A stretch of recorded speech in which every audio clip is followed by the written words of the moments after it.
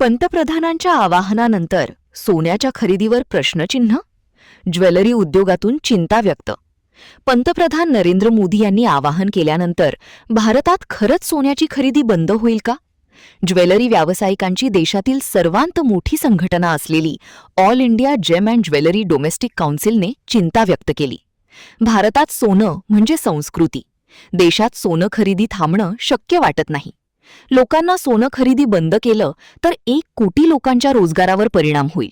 राष्ट्रहित लक्षात घेऊन पंतप्रधानांचं आवाहन, पण सोनं खरेदी न करणे योग्य नाही. ज्वेलरी उद्योगाचं जीडीपीमध्ये 7% योगदान. किमतीवर परिणाम होण्याची शक्यता नाही. देशात दरवर्षी 700 टन सोन्याची भारतात आयात. स्पोर्टिव्ह इंडस्ट्रीवर देखील परिणाम होऊ शकतो. पंतप्रधानांनी जे 3 आव्हान केलेले त्यातलं सगळ्यात पहिले त्यांनी हे सांगितलेलं आहे की तेल अर्थात पेट्रोलचा उपयोग कमीत कमी करावा. त्यांनी दुसरं आव्हान हे केलेलं आहे की परदेशात कमी जावं. लग्न प्रसंगी पण लोक बाहेर जातात किंवा बाहेर जाऊन लग्न करतात त्यांना थांबवावं. तिसरं त्यांनी आव्हान केलेलं आहे की 1 वर्षापर्यंत सोन्याचे दागिने खरेदी थांबवावी. मला एकच म्हणणं आहे की ज्वेलरीची दागिने खरीदारी थांबवणे खरोखरच खूप एक कठीण होईल. कारण ही इंडस्ट्री एक खूप मोठी इंडस्ट्री आहे.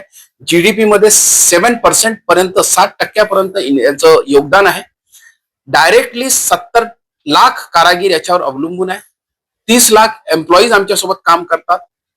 ओव्हरऑल जर बघितलं तर 1 ते 1.25 कोटी लोक डायरेक्टली याच्यावर रोजगार उपलब्ध करतात. आणि 1 वर्षापर्यंत जर ज्वेलरी खरीदारी बंद झाली तर 1 ते 1.25 कोटी लोकांपर्यंत बेरोजगारीचा एक मोठा संकट येऊ शकतं. मला असं वाटतंय प्रधानमंत्रींचं असं म्हणणं असावं की जे लोक इन्व्हेस्टमेंटसाठी खरीदारी करतात त्यांनी ती खरीदारी थांबवावं. त्याच्यासाठी ऍज अ ज्वेलरी इंडस्ट्रीच्या चेअरमॅन होण्याच्या नाते मी पण तेच सांगेल, इन्व्हेस्टमेंटच्या दृष्टीने खरीदारी करणं नक्कीच थांबवावं. परंतु ज्वेलरी खरीदारी करणं हे योग्य होणार नाही थांबवणं. त्याच्यासाठी एक मोठा बेरोजगारीच्या व्यतिरिक्त या इंडस्ट्रीला सपोर्टिव्ह अशा भरपूर इंडस्ट्री असतात. जसं की packaging industry, architecture industry, uniform industry, अशा भरपूर इंडस्ट्री याच्यासोबत संलग्न असतात. त्याच्यामुळे मोठा इम्पॅक्ट जीडीपीवर पण पडू शकतो. त्याच्यामुळे ज्वेलरी खरीदारी थांबवणं ते योग्य होणार नाही. मला एकच म्हणणं आहे की ही इंडस्ट्री खूप चांगली इंडस्ट्री आहे आणि ही 5000 वर्ष जुनी इंडस्ट्री आहे.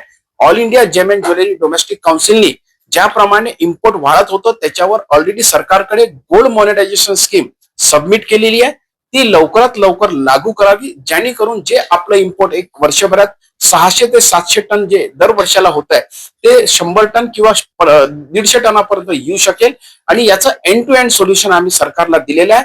सोबतच याची जिम्मेदारी पण आम्ही घेतोय की ही योजना पूर्णपणे राबवायची, जेणेकरून भारतीय लोकांकडे जे जवळजवळ 40,000 ते 50,000 टन सोनं अवेलेबल आहे ते सोनं आपल्या चलनात कसं यावं त्याची योजना आम्ही ऑलरेडी सरकारला दिलेली आहे. खरं तर ही नेमकी स्कीम काय आहे, गोल्ड मॉनिटायझेशन जे तुम्ही सांगताय आणि त्याचा कसा अवलंब? बघा, गोल्ड मॉनिटायझेशन स्कीम अशी स्कीम आहे की भारतीय लोकांकडे जे सोनं, असं सोनं जे उपयोगात नाही आहे ते मोनेटाईज अर्थात ते चलनात कसं आणावं त्याच्यासाठी ही योजना आम्ही सबमिट केलेली आहे. या योजनेच्या अंतर्गत कुठलंही सोनं, नाणं असो किंवा गोल्ड बार असो किंवा अशी काही ज्वेलरी जे उपयोगात नाही, ती ज्वेलरी तुम्ही ज्वेलर्सच्या माध्यमातून त्याला फिजिकल ज्वेलरीला डिजिटल करायचं, डिजिटल करून बँकेला द्यायचं. आणि बँकेला जेव्हा आपण देतो तर ते घरी ठेवलेलं सोनं तुम्हाला फक्त आणि फक्त रेट एप्रिशिएशनच्या व्यतिरिक्त काहीच देत नाही. तुम्हाला बँकेतर्फे त्याच्यावर इंटरेस्ट मिळेल आणि ते बँक पुन्हा ते ज्वेलरी किंवा मेल्ट केलेली प्युअर केलेली ज्वेलरी पुन्हा ते ज्वेलरला देतील. म्हणजे फिजिकलला डिजिटलला, डिजिटलला फिजिकल करून उपयोगात आणता येईल. म्हणजे हे पूर्ण सर्कल हा पूर्ण आम्ही सरकारला सबमिट केलेला आहे, जेणेकरून ज्वेलर्सला पण रॉ मटेरियलसाठी दागिने घडवायला बुलियन फॉर्म मध्ये गोल्ड मिळेल आणि हे पूर्ण सर्कल कंप्लीट होईल. आणि याच्या माध्यमातून आपला इम्पोर्ट जो 600 ते 700 टन दर वर्षाला एक ऍव्हरेज आहे तो जवळजवळ नाहीसा करता येईल. कुठेतरी अग्रेसिव्ह बाईंग होण्याची शक्यता या सगळ्या निर्णयामुळे किंवा अचानक केलेल्या सूचनेमुळे? नक्कीच कालपासूनच हे जेव्हा वक्तव्य प्रधानमंत्रींकडनं जेव्हा आलेलं तेव्हापासूनच मला खूप कॉल यायला लागलेले. अग्रेसिव्ह बाईंग पण होऊ शकतो असं नाही म्हणायला हरकत नाही.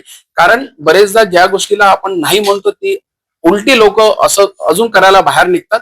त्याच्यामुळे आजचा दिवस कसा जाईल ते माहित नाही. परंतु मला एकच सल्ला राहील, पर्याप्त भारतात सोनं आहे. पर्याप्त लोकांना कुठेही कमी होणार नाही. फक्त आणि फक्त अग्रेसिव्ह बाईंग किंवा इन्व्हेस्टमेंट बाईंग साठी थोडं लोकांनी थांबावं आणि जे खरोखरच ज्यांच्याकडे लग्न प्रसंग आहे, ज्याच्याकडे कार्यक्रम आहे, त्यांनी खरीदारी कुठल्याच प्रकारची करू. सरकारतर्फे कुठलीच अशी रोकथाम आम्हाला दिलेली नाही.